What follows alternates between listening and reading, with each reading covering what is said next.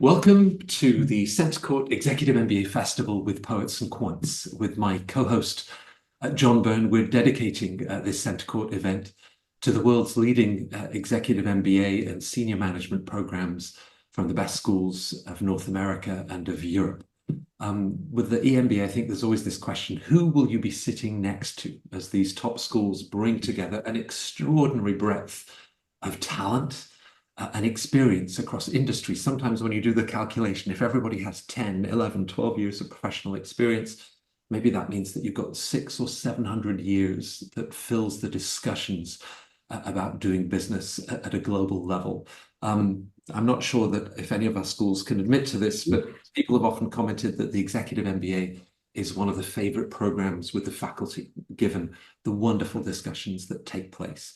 And my final comment as we get started is I was once in my mid-20s. That seems like a long time ago now, but it is never too late to pursue your dreams of a wonderful management education. So to start the festival, two of the world's top schools, and I emphasize the world because there's such international pedigrees.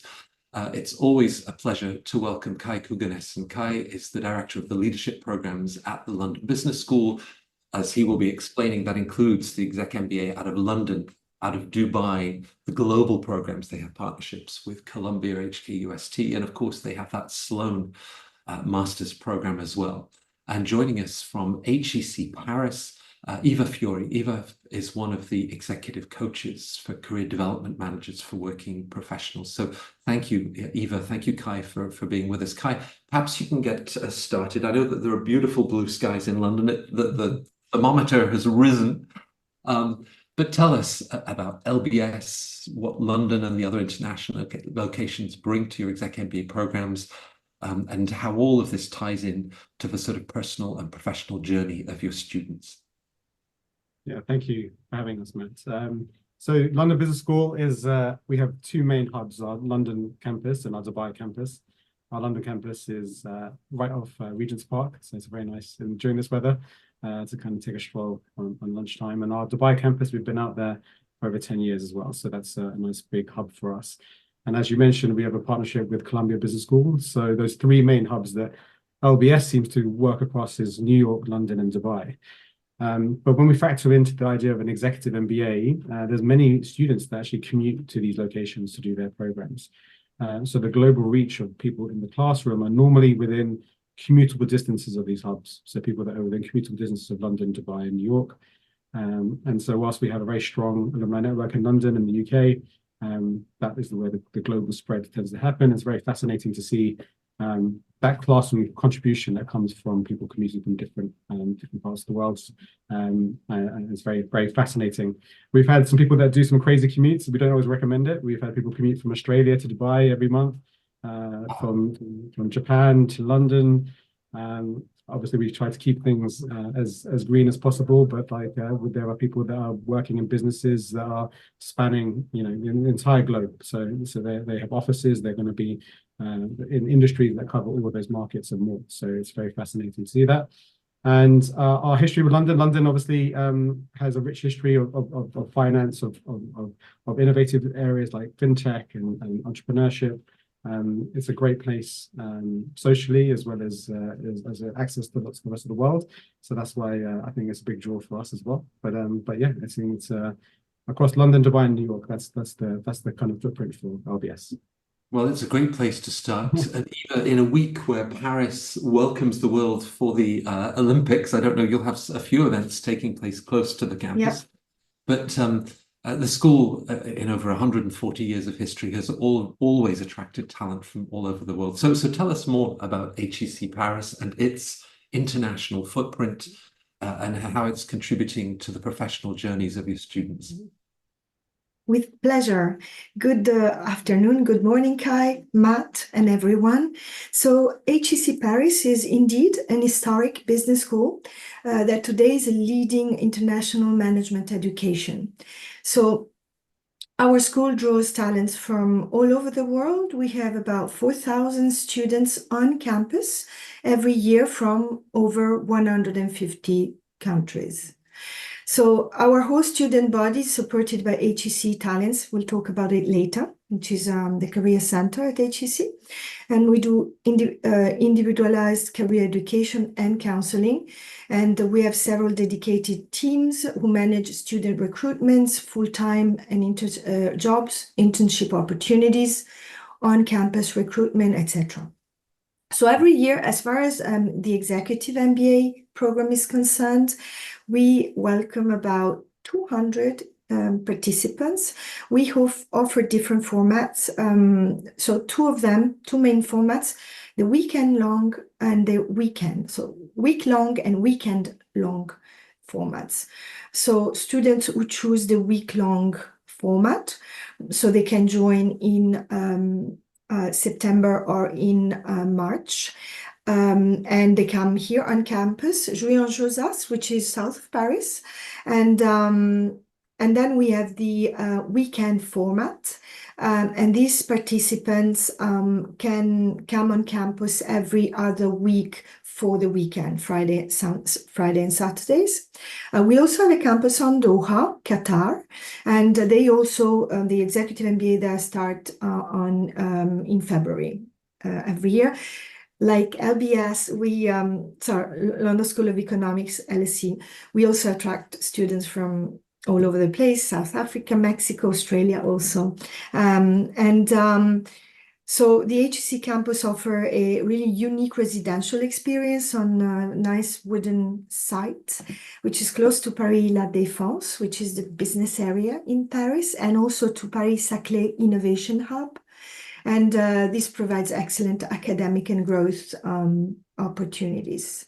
We also have, in addition, the Triumph program, which is a prestigious 18 months global degree for executive, very top-level professionals. And we collaborate with 3 schools, LSE and New York Stern. And this program runs in 7 different locations. So HEC Paris is one of them. And it's also a part-time program, very well ranked, and it attracts about 35 participants every year. It's very small numbers, but very concentrated. Yeah, that's us. So both schools attract this international talent from as far away as Japan and Australia. Maybe Eva, just staying with you, the idea that you already attract people into the Grande École program for their early masters, there's the full-time MBA, but the executive MBA, many of our viewers will be thinking, what's the right program at this stage? So, typically, is there a level of professional experience that you're then looking for the executive MBA? So for this, indeed, the executive MBA, while our program is targeted for top managers, those who are or nearing their executive level positions in their companies, the right time for an EMBA will be really different for everyone. It depends. So the minimum entry at HEC Paris will be like 8 years of work experience. The average is about 15 years of experience. And we also have students in class that have over 20 years of experience. But what we like to say is not really about the number of the years that counts to join the executive MBA at HEC Paris. Is more about where you are in your career journey. So for instance, this year, we have a lady, a 60-year-old participant who brings a unique perspective and insights to the program. And so what we make sure at HEC Paris when we hire for executive participants, we want to ensure that first of all, we take an individualized approach, focusing on understanding where each candidate's career goals stand, and they need to demonstrate how the program can help them achieve these objectives. Mm-hmm. And finally, what I wanted to mention is that our commitment is really to build a diverse class that involves listening to each other, each candidate's story. And we really would like candidates to bring diversity of backgrounds and experiences that every participant brings to the table and exchange with the other participants. Right. Hi, as you think about the portfolio of programs, which also we mentioned earlier, the MSc, the Sloan program, which is very distinct to you. There are perhaps equivalents that I can think of only at MIT Sloan and at Stanford.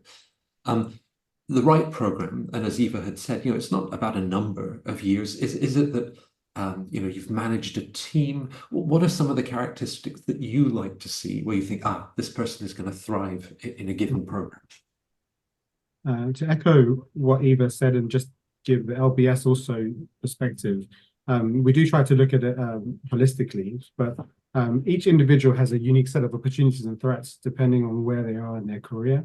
At LBS, we have early career, mid-career, and executive career portfolios, and I take care of the executive portfolios. But we have a quite interesting range of experience, as Eva also said.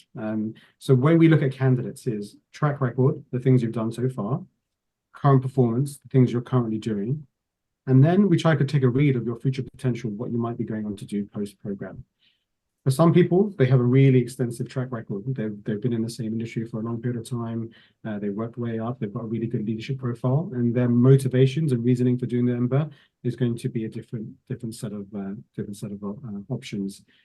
For other candidates, they might be going in high growth regions or high growth industries. They might already have their career acceleration already set up in some ways, and they have less track record of experience, but their future potential means they might offer really interesting dynamic contributions to the class. So track record, current performance, future potential is one way of looking at it. And then classroom contribution and post-alumni trajectory. These are the ways we try to build like a holistic assessment of a candidate. So some candidates are younger, some candidates are a lot older. Our average is between 14 and 15 years in average. But it's a very bespoke process of curating a load of individuals. So they're very different from each other. It's a non-homogeneous group of candidates, I would say. So in some of our other programs that, there's a lot of where they are in their career, the midpoint of their career, there's not actually a lot that differentiates some of these candidates between each other. But on the executive MBA programs, some of these candidates have just got a little bit more career momentum, maybe a little bit more specialization, a different set of opportunities and threats. And therefore, for them, the executive option is an option for them to keep their momentum going while they work, but also get the benefits of building their network and tapping into those classroom perspectives and get that growth that they're looking for academically with the information. So that's just how we kind of frame it out. And our Sloan, I know the audience may be predominantly executive MBA interested, but our Sloan is our kind of our for C-level, director level, executive level candidates as well, with a lot more experience, maybe who can afford to take a year out and really reinvest in themselves for a full year, full time. So the executive MBA programs are part-time programs in different formats, weekend, block weeks, this kind of things, and our Sloan is a full-time 1-year investment.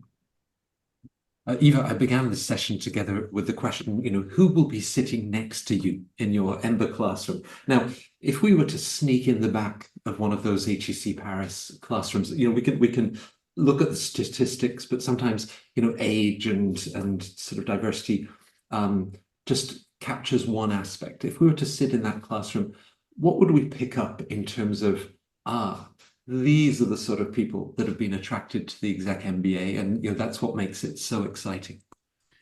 Okay, so our executive participants, many of them come from top-tier management positions. So about 25% of them already hold C-level roles in various sectors: engineering, energy, public sectors, healthcare. So, and then other people are a bit more junior, especially in the last few years. We can see that this difference of younger people joining the cohorts, but these more junior population have demonstrated very high potential leadership qualities. And what we will find is that at the beginning of the program, some of them may already have very precise career targets in terms of their level, their positions or changing sectors.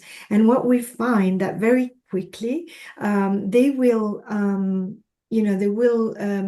possibly modify these targets because through exchanging with all of the other participants, we find very quickly they are kind of, okay, so this is what I wanted. Maybe there's more. Maybe I can, dream bigger. And this is what we observe very quickly in the at the beginning. But something which is really common is that all of our executive participants, they are in for personal transformation. And despite they're already executives and very good roles and possibilities of evolution within their company, they don't necessarily expect a career change. They can stay in their current company, but they're seeking a change in their life as a whole. And they have certain expectations before the program that we see as a coach, because I meet most of them actually. They do very quickly, their expectations will be modified, and they go through a period of kind of exploration again. And this is what's very common in our classes. We often, Kai, just talk about something that's transformational. Eva's describing individuals at the C-suite level, or certainly on this fast track of personal and professional development. So I'm tempted to ask, why do they need the EMBA if they're already achieving so much in their career? Are the fundamentals of being curious, wanting to explore, think about other opportunities? Definitely. I think you have to say that there's many examples of people without an MBA or an EMBA that are very successful. They've reached their flow, they're connected to their purpose, they have the right set of opportunities in front of them, and they've capitalized on it and done really well. I think the misunderstanding sometimes when people think about doing an MBA or an EMBA is that this is a golden ticket that's going to give them all the answers, which is also a bit of a misunderstanding. I think the real question is you plus the EMBA equals what? And with many people, they might have really good momentum and really good career, but add the MBA to that equation, then you start to get to do things at different scale, size, opportunities. That can be a real transformation. They're doing what they're currently doing. They might be a C-level candidate, but now they're doing it at a much larger firm, or they might be developing in other ways. So that's the golden equation: U plus the MBA equals what? And so many people, when we look at alumni and we say, why were they successful? Sometimes it's a self-fulfilling prophecy. Everyone does an MBA, and if you look at all the C-suite and directors across multiple industries, across multiple sectors, multiple countries, all of them have MBAs. And so is it like a falsification that is that just because that generation did it, that you need to do it? And is that the question that you really need to answer? There is some survivorship bias there, because there was a generation that all of those leaders have MBAs. But when you look at the formula, what makes people successful in 2024 and beyond?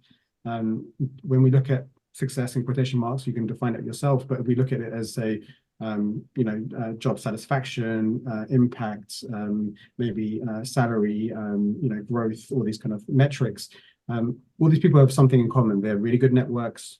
They're really good articulation of their ideas. They have the tools, the network, the language to affect change in their space. And in some ways, that's why I see that going to business school can really boost or add to the pathway you're on.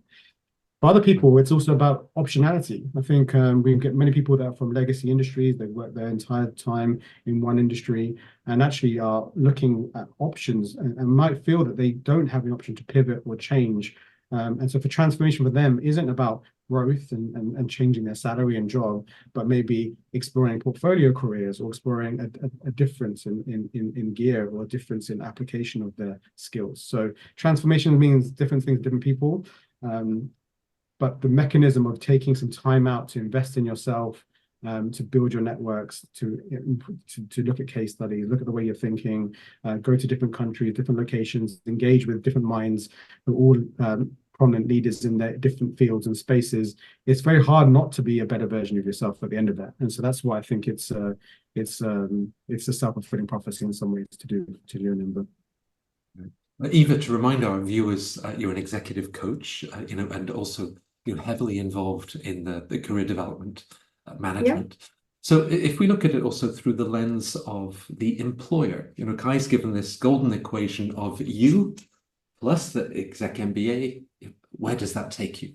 When employers see perhaps the engineer that now has that added level of business and strategy, someone that had maybe a more technical life sciences, energy sector, and now they've got this business education on top. What do you think employers see, both the employers that might even be helping to sponsor or future employers as they look at the candidate? Yeah. So employers, so in France, in Europe, especially in France, some employers may not value, again, as much as in Anglo-Saxon countries, the value of an executive MBA degree. But this is what I believe that an executive MBA will bring, will vary also depending on the employer, the industry, as you said, and also the individual journey of the participant. So they often appreciate several key qualities and attributes that come and are learned from the executive MBA experience. So the leadership skills, of course, and advanced business knowledge, problem-solving skills, and strategic thinking. So this is some of the skills that the Executive MBA program at HEC teaches and helps enhance, because as I said, many participants already have these skills, but some of them may not be aware that these are the skills that, they are so strong in these skills. Time management and commitment also. This proves that you, as a candidate going through the executive MBA, you can commit to a very long learning, and hard program. Continuous learning, and finally, enhanced communication skills. This is what also they appreciate. And global perspective. We have many engineers, for example, let's say, they are very strongly focusing on maybe technical roles, and they really come to HEC Paris to learn how to have a global perspective and more business acumen, so that they can create and build visions, strategies, and become better at that. Kai, I've had more midlife crises than I should probably admit to, at least publicly. We could talk more about it in the Windsor pub just outside the entrance of London Business School. But as I think about entrepreneurship, or even a shift, 20 years ago, a Fortune 500 company that might sponsor someone through the program, a growing number self-finance, but also then using the executive MBA to make a pivot that both of you have described and perhaps start their own venture. Is the exec MBA just this wonderful moment in someone's development to explore those different entrepreneurial opportunities?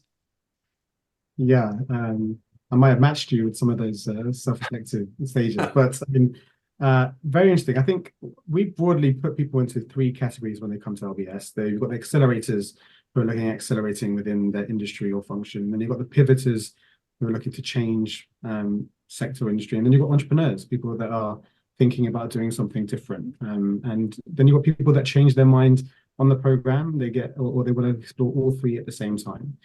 So all three are welcome. I think the way of looking at an EMBA is kind of like a sandbox to explore what those options are, and actually to see them pull on a thread and see where that goes without taking any real career risk in any sense. So if you have an entrepreneur idea, you have communities, you have networks, you have alumni, you have faculty, you have other entrepreneurs, investors to really give that idea the right oxygen and environment to take that off. To give it a chance. And then equally, if you're looking at exploring transition of sector or industry, then you have the people that you can look at people that have done it before, you can meet people that are in that space already, and really find out what are the transferable skill sets that are required, or the way you need to frame some of your experiences to kind of make that transition. But entrepreneurship is definitely a growing thing. And you mentioned about funding, there's definitely a change in environment. I think 50 years ago, people would have stayed in one company their entire life. And then now people are changing every 5 years. I've looked at some young people's CV who are coming out of university who have done 10 internships by the time they're 21. So the world is changing at a very fast rate. The relationship between employer and employee is changing, and that means that you both have opportunity. So you can go out and get jobs from anywhere in the world. You can apply for stuff. You can look on LinkedIn. Your access to opportunities there. But equally, the job insecurity is there because companies are investing maybe a little bit less in or maybe being more selective with who they invest in. So now you have both the opportunity and then the opposite side of that is the responsibility. You can't wait for your employer to invest in you. You need to drive that investment in yourself. And what does that look like? For some people, they've come to the conclusion the EMBA is the all-encompassing thing that they will do. And some other people might do other forms of short courses or other professional qualifications. But the decision to invest in yourself is the question about taking ownership of that investment in yourself and seeing how does that change your trajectory over the next 10 years or the next remaining chapter of your career. When people are considering it, I do get them to think of two pathways, like you without the EMBA, what would that look like over the next 5, 10, 15 years? Like I said, many successful people that don't require that stuff. And then you plus the EMBA, what does that pathway potentially look like? And then compare those two people and see, is it worth that kind of self-investment? I'm of the belief, I'm not a futurist, but I'm of the belief we're all going to need to retrain at some point. The world is changing too fast for us not to keep updated with stuff. But along that way, what happens when you front load that investment into yourself now? People, I'm old enough to have been through many different crises from dot-com booms to credit crunches to all these kind of things. And when I look at the people, and I've been working in a career coaching capacity through all of those things, and it's so interesting to see the people that came out of those things better. They had the really good networks, they had invested in themselves, they had a good sense of themselves. They weren't chasing someone else's idea, they were connected to their purpose and all of those things. So I see it more as a risk mitigation. I see it as a sandbox to kind of explore options for yourself. And then I think also a compound investment in terms of, like, say, if you imagine the different types of people that are attracted to HEC and LBS and the motivation they have to kind of invest in themselves that way. And now you have that network of people in the classroom, and then you all go off and graduate into your space. And all these people in their sectors, their countries and industries are also growing in their space. So each year on year, the compound growth of influence and benefit of having those relationships just gets really big. So if you speak to alumni that are 10 years out, they will sing their praises of how their WhatsApp group is the perfect free consulting for them. You know, they have an idea. You speak to someone a month out, they might be like, hey, I'm still working out what I'm going to do with this degree. So it's different. So it's definitely different for individuals, but that compounding benefit, for loading some of that investment in yourself and likely and choosing these paths. If entrepreneurship's for you, it's something you want to fail fast at. So if it's something you want to explore, it's worth exploring now and then figuring out what that looks like. In some of my coaching with executives, they started off with an entrepreneurial idea, but what they actually wanted to do is be an investor.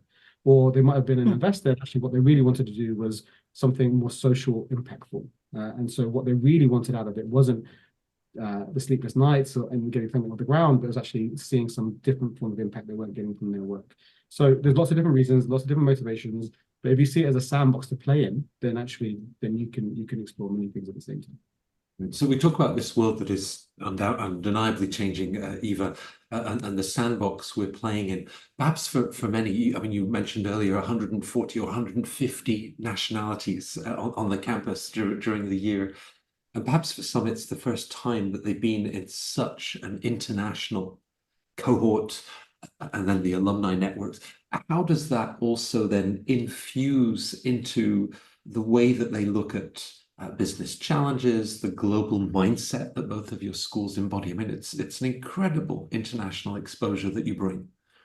Yes, that's an interesting question. Indeed, what we have done at HEC Paris is to really create a full personal and professional development program that is included in the EMBA curriculum. 1/3 of that we call it PPD, Personal and Professional Development Program. 1/3 of the program is mandatory, and the other 2/3 is optional. We have embedded a part on cultural awareness and self-awareness, actually, self-awareness.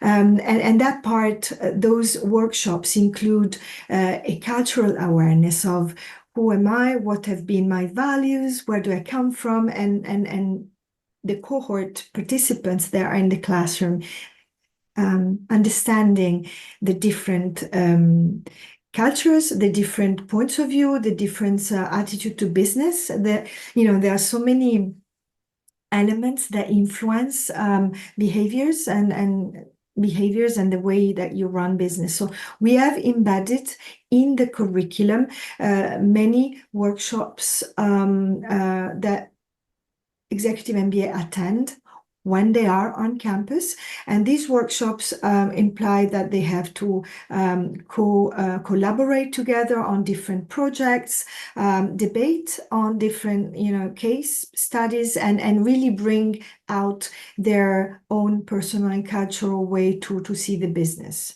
And this is what we have done, and most of the executive MBAs that have to attend the PPD program, they are invited to analyze and explore their values, their motivations in doing business, the purpose. The purpose is really important at HEC Paris, and as our dean says, we want to develop leaders that have character, courage to change the world, and this is what HEC Paris is contributing to create. Character and courage, Kai. I mean, it's one thing for a student to say, well, now I can work my way around a balance sheet. Is it often what both of you see? Is it in some of those less tangible but so essential areas of self-confidence? Is that where you see a big part of the transformation in your students?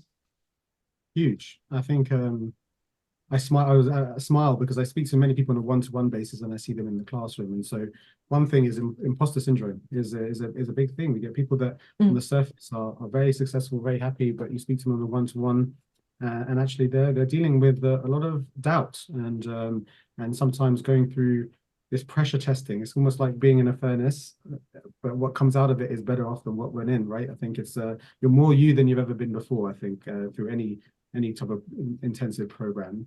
But yeah,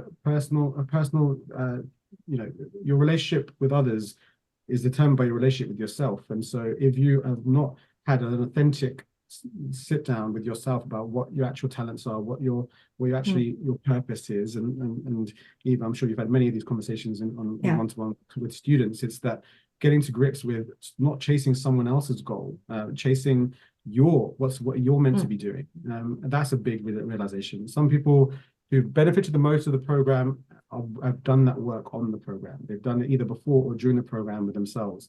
And some people have to wait till after the program before they've come to that conclusion. And people that don't do that are often left sometimes a little bit shortchanged if they haven't done it. Because I think if you are chasing something that, say, your parents want you to do, or your wife or partner wants you to do, rather than what you're meant to be doing, then you're naturally going to reach different types of obstacles in the way. Yeah, it's a balance between those things. Not to say that you can't stretch, you can't do things out of your comfort zone. All growth starts at the edge of your comfort zone. That happens.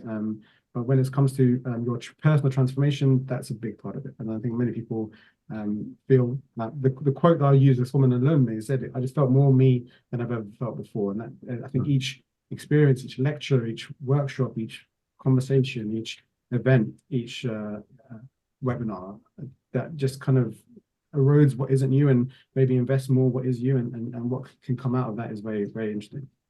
Right. Eva, I saw you smiling and nodding. You have one-on-one sessions with students, and perhaps in their professional lives, there is this challenge where how we're presenting ourselves, what you feel that you could share with others.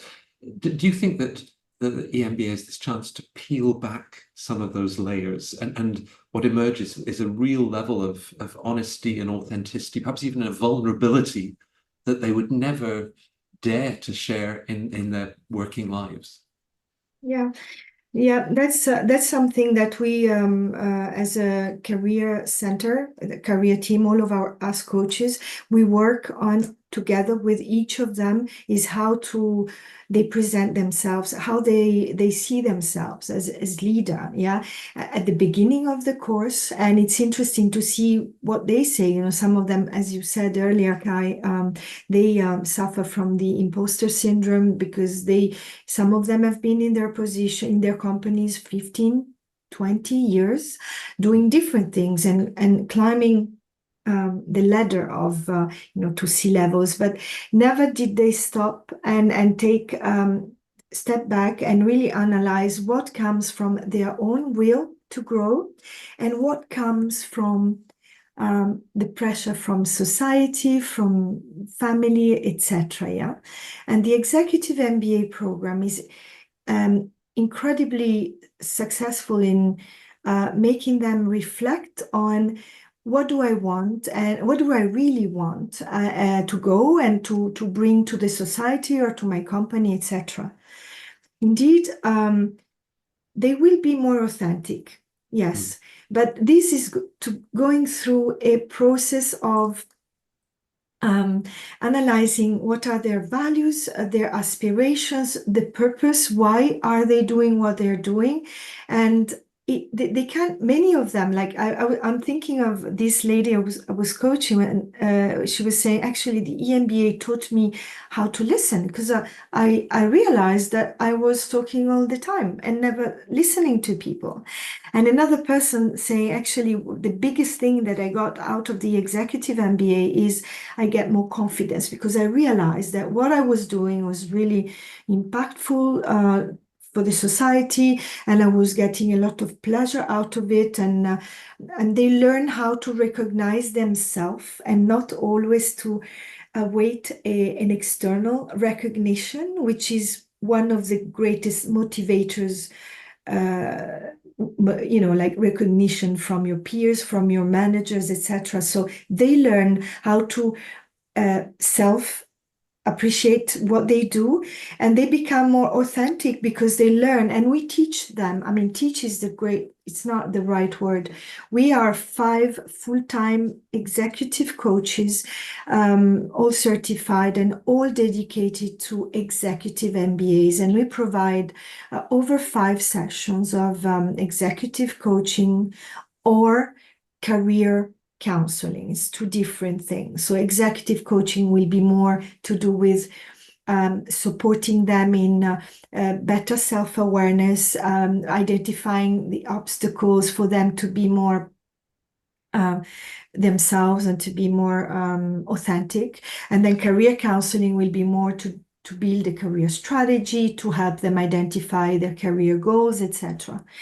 So many executive MBA that I personally coached, I keep in touch with them. I really like to talk to them at the end of the program when they got their new job, and they tell me that they got more, they feel more authentic and more better leader and more in line with their own values. Both of you, with details that you share, but just the sense, I mean, you make it irresistible. There are practical considerations, Kai, because an individual that perhaps is at a stage with professional commitments, they might have family. In fact, the 60-year-old might even have grandchildren, let alone children. So as they think about how this would fit into the other commitments that you have, how do you like them to visualize or encourage them to think about where the EMBA fits in their next steps? It's an important conversation, I think. The key to success is giving yourself the space and time to execute. And I would have to say all the EMBAs that I've worked with are the most time poor people, because they've just lumped this huge investment of time in amongst a very busy schedule with family and career as well. I think I default to the idea of what would your future self and future family be grateful for. Again, do now what your future you would be grateful for, and having that conversation with family is important about what this means execution wise. Sometimes people that are commuting they work their own work schedule out. They do their pre-reading on the plane. And some people, they spread out their reading throughout the week. So I often get questions about how much reading time do I need and how much time away from my family do I need? And again, it's as individual as your individual setup at home. Like, can you do this in a couple of hours every day? Do you need like a big block just before the block week starts to kind of to get your head around stuff?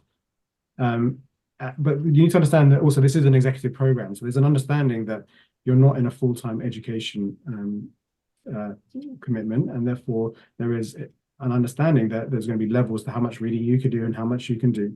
You're obviously going to get more the more you prepare for each module, the more you contribute. It's obviously going to be there. There's going to be modules where you're going to need to be better than your peers. There's going to be modules where you're going to be out to sea. But that's also the dynamic that happens where you lean on each other and you help each other through. And that's also where the social stitching happens and the relationships are built. And again, that's where the social tie is also made for your future. Some people feel very overwhelmed. They've gone from being the all-star person within their company and family and now being in a room full of other superstars. And so they have to deal with that not being good anymore, not being the best in the room anymore. And so actually that requires a different set of energy pacing as well. But in terms of execution, it is important to get your family on board. It's important to understand, what's the opportunity set here. So I have many entrepreneurs who are thinking about doing the program, and you've got to think, okay, well, does this money benefit you more to do a degree, or is it to be invested in your business? Or, is this I wouldn't bet your kids' social your kids college fund on this. Like, is it the right timing for you? So these are big conversations. It requires strategy, it requires thinking, but generally things to execute on stuff like the biggest pain points are stuff like paying for the program. Like I said, a generation before, many companies would have sponsored students, and now actually we're seeing executives do composite funding. So we have some scholarships that people can apply for. It's not the entirety of the fee, but there is some part scholarships, maybe part savings, maybe part loan, or part sponsorship from their company, and maybe they get this composite funding to execute on the program. So funding is one thing, and then family commitments is another. We had a panel the other week with alumni, and I don't know if it's a good analogy, but I related to it in the idea that it's like only once you start to create these boundaries around your time do things actually happen. So 24-hour gyms are empty, but as soon as you have a 9 to 5, then suddenly they become busy. And so it's like that with your life. You'll end up, and when you put boundaries around this time, everything else will start to fall into place. So if you say for the next 9 months, my core of this year, I just need this week per month to do this. 9 months we're good at that. And then you're in an elective phase and things are a lot more flexible. And we also have very strong relationships with partners of the students. So the students from the program, but the partners of the students are just as involved in all the weddings and all the events, and and they have their own networking, their own things. So family was almost baked in. And we've got a very interesting case study in Dubai where the grandfather, the daughter are both on the program, and the daughter is now expecting the next child. So we have an unborn baby in the classroom of that lineage. So it's and if they can make it work, I think everyone can. You know what I mean? Like it's interesting. So all those different people within that family have different needs and demands, but they've managed to make it work. And so it can happen, and just think of it as stretches. So can you get through the first 9 months of giving 1 week a month? You know what I mean? That kind of stuff. And if that's manageable, then actually the 2 years doesn't seem that daunting. And the fees are spread out in 5 installments, and there is funding, there is loans, and there is savings, and there is ways of getting company support. And so we break it down to smaller problems. Actually, it's actually much more feasible to execute than you think. Right. Well, as we wrap up, and I'd love both of you to sort of share next steps, how to reach out to the school and good ways to find out more about the programs. But just before we do, Eva, with conversations that you emphasized the diversity, we've talked about imposter syndrome. So, when we think about an individual that's making this investment in themselves, in terms of their time, in terms of financially, and perhaps the percentage of women that have often overlooked investing in themselves, you're seeing more and more women now applying to the executive MBA. What message would you have for people that perhaps said, oh, I'm a less traditional candidate, or I wouldn't imagine making this investment in myself? How do you like for them to perhaps reformulate that and think about the commitment they then be making, and the investment they're making in themselves? Yeah.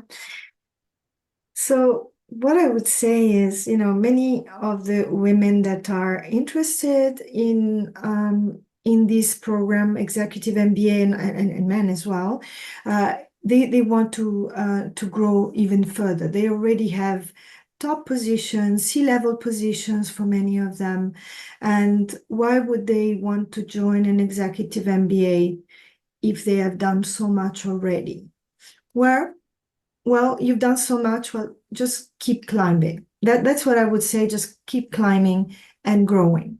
That's the first thing. Now, the second thing is it's a challenge, but this will, I believe, will help candidates that apply for executive MBA, especially women who statistically suffer from a maybe more developed imposter syndrome. At least when I coach female leaders, they express this. Well, just learn. Everything can be learned in life and practiced. And I believe that an executive MBA can bring that level of confidence and self-challenge that will automatically increase self confidence. Yeah. So finding out more, and if it's right for me, Yeah. Kai, just quickly, a couple of the sort of ways that you could connect with the school, with some of these alums, and get a sense of what lies in your future. Yeah, definitely. There's many ways there's many touch points that you can have, or if you're interested in exploring this with either school. One, there's regular webinars, there is brochures that you can download, and then there's recruitment teams and admission teams that you can speak to. If you're at the early stage and just feeling things out, LinkedIn is a really good source of finding out alumni within your space. So you can do, you can go to the business school of choice, look up the alumni tab, and then filter for your sector. And most schools, their alumni are very helpful, and you can have an open conversation about, how is this, and it's a good excuse to grow your network within your sector. You can just reach out to them and ask them about their experience, and they'll be more than happy to tell you about that. So some are active stuff. If you're more passive, then downloading a brochure and just having a read, signing up to some of the events. We have coffee chats, and we have a recruitment team that I manage now that goes. We go around to many cities around the world, so you can meet LBS in your hometown. You can meet LBS in London or in Dubai or in New York. You can do audits of classes. So if you speak to the recruitment team, then they can invite you to kind of sit in on the class. So you can observe things in a live sense. And we do these experience days as well, where you can do an example of a workshop, see some faculty teaching, and meet some students and learn more on the same day. So there's many options. It all depends on what works for you.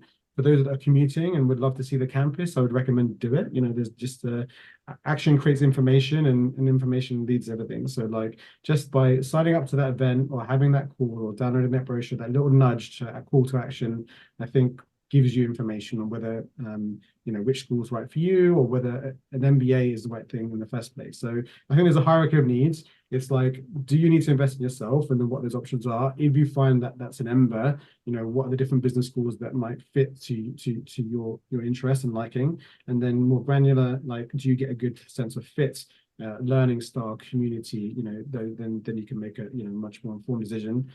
I'm sure Eva would talk about their entry points, but for EMBA, we've got September intake, we've got January intake, we've got May intake. So there's different entry points throughout the year, different format styles, different locations. So if you are going through that funnel and then you conclude that LBS is for you, then it's about having that one-to-one conversation with our team to decide, okay, which is actually the best thing to execute on in terms of your individual goals. So yeah, that's the advice I'd say.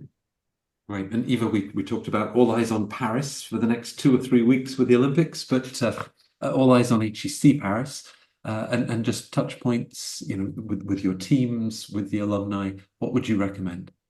Yeah, absolutely. As Kai said, people who would like to join HEC Paris can reach out to our recruitment and admission team.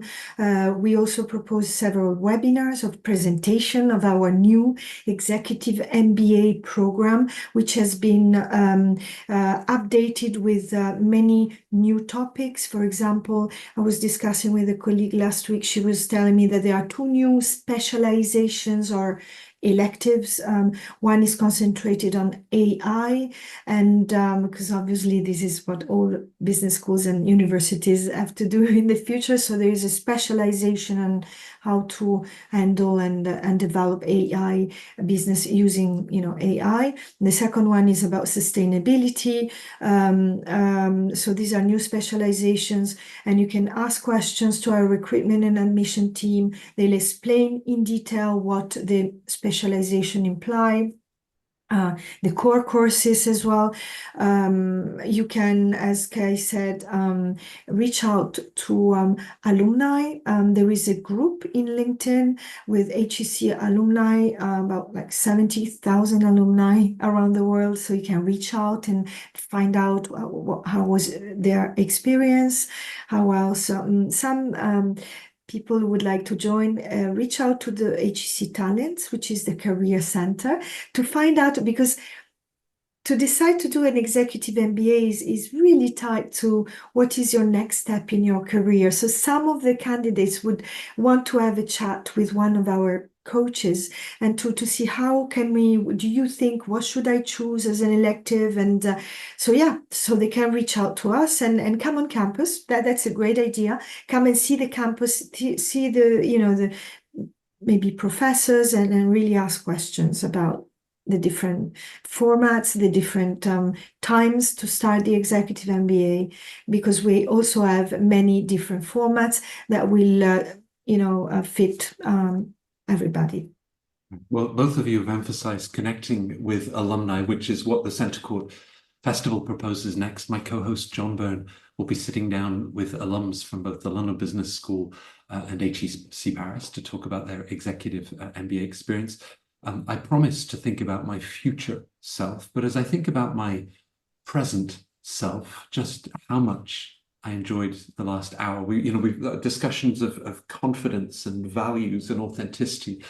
That's such a treat, and how you are such wonderful ambassadors for your schools. So, Kai, great to see you. Eva, lovely to have you with us. Thank you both for joining the CentreCourt Festival.